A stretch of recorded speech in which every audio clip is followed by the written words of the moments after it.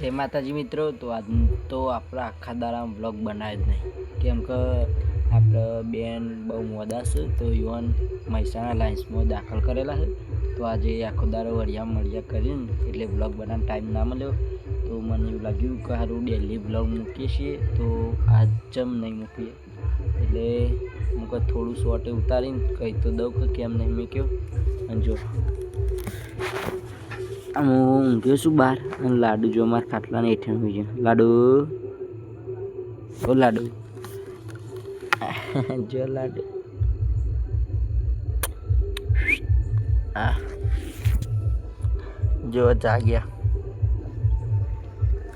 ને બરાબર રમવા માંડે ને જો લાડુ બોલાતો બીજો કૂતરો આવી ગયો.